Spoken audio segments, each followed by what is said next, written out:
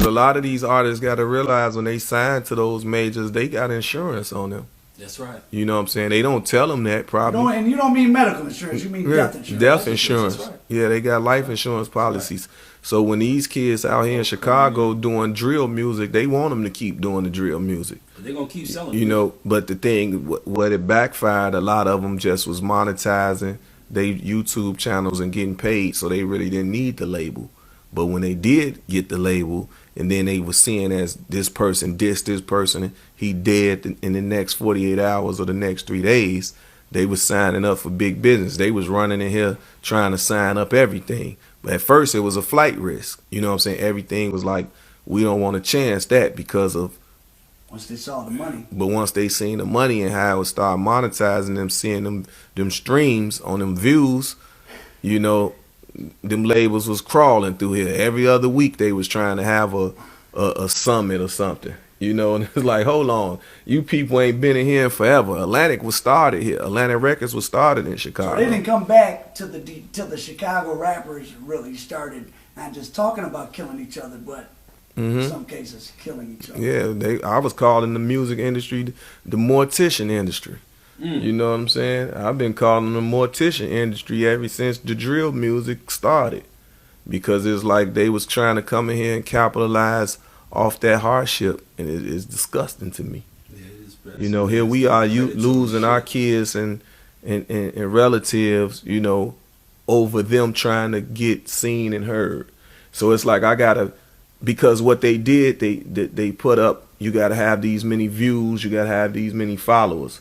How could you accumulate these views and followers in a quick enough time? With no money. With no money.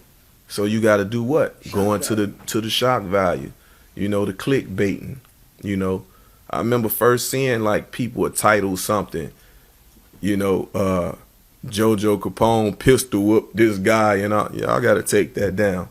Because nothing, I'm not going to never incriminate myself, you know, but a lot of them interviewers, when they got up on clickbait, they that's their job. They sit back and see, what could I title this to get people to click it? And as we see, that's what DJ Academic started his whole career off of. The people thought he was from Chicago. He knew so much information, but that was because the kids was thriving to get seen and heard on somebody's platform. Yeah, he gave him the opportunity. And he would talk about the murders. I never liked Academics because the first time I checked out Academics, it was talking about Chicago stuff, and it was very. It wasn't like, oh, that's fucked up, these kids are killing each other. It was very like entertaining for him. Savages, and yeah, he was using those type of words. It was like, what is this? Does he come to Chicago? Never. Well, that's why some of us can move around in the trenches, and some of us got to stay at the studio. Beware them trenches. Things have changed so much. Yeah, man. They really have. You said you were disappointed that, or you would have thought that some of the labels would have sort of rewarded you with some sort of pat on the back for intervening and potentially stopping some violence. Yeah. But you didn't, and then maybe does that make you realize maybe some people don't want the violence stopped? You take the violence out of hip hop.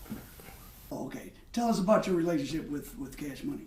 That's my blood relatives. Okay. That's my family. Not no blood gang. My my grandmother and his mama. You know what I'm saying? So your cousins. Yeah.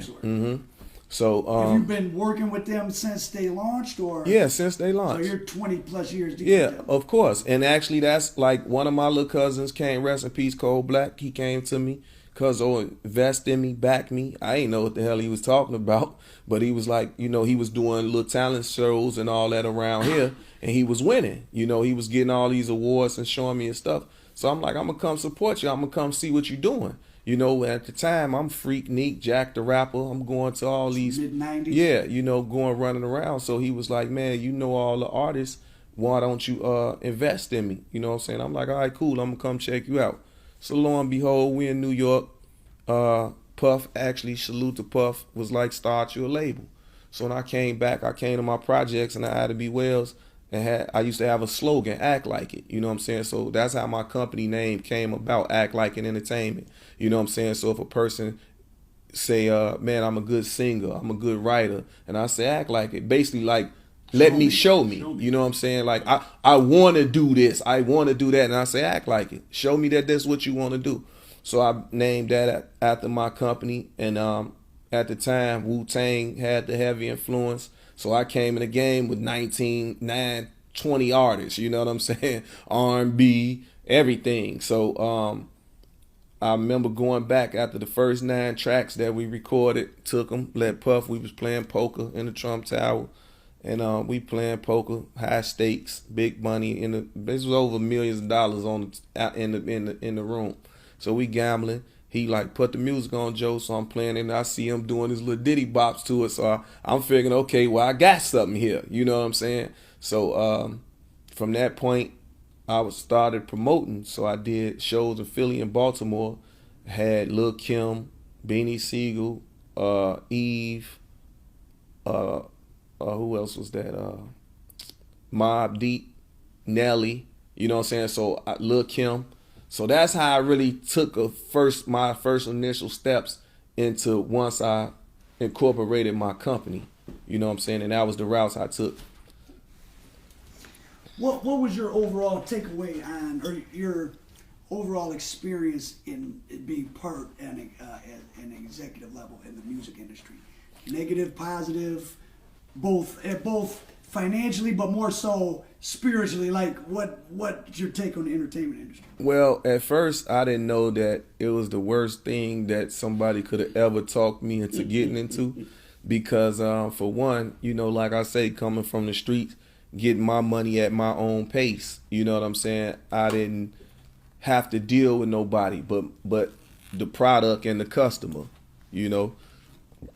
And it was like, if you got the best product, you gonna have the money. You know, you got the best product, you gonna have the best money. You gonna have the most money. So when you get in the music industry, you got to deal with too many people. You know what I'm saying? They speaking on your image and all this, you know. So if you don't have the right image, you can be the most talented person in the world, but they'll discourage you. You know, say you don't have the look, things like that. So you know, I just disliked a lot of stuff. The people, the gatekeepers as they call it. I disliked all the gatekeepers. You know, program directors and wanted some money. Yeah, payola. You know what I'm saying? So once I was seeing that's what it wasn't about the quality of music no more. It was about who gonna pay me under the table. And for me, I can't consider myself or call myself a gangster, and I'm paying peon fee. So it was a gift and a curse to my artists, because couldn't nobody talk me into paying these punks that was gatekeepers. I couldn't see me doing that, you know. Or it was to the point where I was known for, if I did pay him, by the time he thought he was gonna walk to that door, somebody was laying him down, stripping him, taking it all back, and I'm walking the other way like I ain't seen nothing. You know what I'm saying? But he still owed me my spins or whatever that he was paid for. Facts. You know what I'm saying? So once I seen that I had to go that route in the game, I really just it had a sour taste in my mouth. But I knew I was gonna stay independent, because I consider myself the baby brother of the independent game. Meaning, you know what I'm saying, we had Jay Prince with Rap a Lot, Suge with Death Row, of course Birdman and Slim with Cash Money, Tony Draper with Suave House, P. Puff, Well, Master P. Yeah, No Limit with P, Bad Boy, Easy. Yeah, NWA, Bad Boy. But I was the last one. I was the baby of them. I'm the baby brother to all of them. Was your time in the music industry profitable, or how was it? It was just a learning experience for the most part, because you had to come out of pocket with everything. You know, and then when you say independent, that's what it meant. You know, so we had the recognition, because any event we was there. You know what I'm saying? Cancun. I remember Nelly. I remember like yesterday. Nelly was doing Country Grammar album, and I was like, when we get back from Mexico, that boy gonna be a star. But at the time, if you remember, he was staying in my aunt's house, Aunt Minnie. You know what I'm saying, in Harlem. You know, rest in peace, Fat Trail. Trail discovered him, you know, and took him to Cuda, and he was in Harlem. My little cousin Bugsy, they on Nelly's first album, Country Grammar. You know what I'm saying? That's that speed stick and minutes, like a deodorant type verse. in the song, you know, in the hook. So, you know, Nelly was around us. I just talked to T Love the other day. That's what's up. And you know, so I always been around it, you know, but for the most part, the gatekeepers in it, I couldn't deal with. I always got calls from the presidents and vice presidents that I'm too real for this. That's what I used to be told. I didn't understand what they meant. Gangster rap's not real? Yeah, they no, There are no yeah. gangsters? No, in no, gangster no. rap? They like we doing gangster raps, but the raps we rapping is real. You know what I'm saying? So they all. I remember getting calls at even think Atlantic and Def Jam, and they was like, "Man, we really want to either eat one koch. We want to do some business with you. We keep hearing about this movement. We trying to sign the next movement, and but we have some concerns." I'm like, "Okay, well, what's the concerns?" Well, if you guys don't sell what you predict, would our staff end up in the trunk and dead and shot and all this? And I'm like, damn, who telling these people that? Because we don't, where I come from, we don't deal with poor sportsmanship. You know what I'm saying? If it don't sell what it's supposed to sell, we're gonna try again As long until as the it do. business was right. You know, so they'll say, okay, well, just keep your options open. So I had a bunch of those situations going on to where I was grateful for the internet when it came. You know what I'm saying? And I can just get a distribution deal with Empire or something and can monetize. Oh, so you were early with Empire. Yeah, Oh. you know what I'm saying? And I can monetize on YouTube. So that's all I wanted. Because once again, like I said in the beginning, I always had authority issues. So I never liked to, I couldn't take no orders. What's 2020 looking like for Jojo Capone? Okay. 2020, we in the boxing, Impact Boxing. Me and my partner Steve Marcano, we just did. We got a new TV reality show called Stars and Champions on the Impact Network, home to 86 million homes.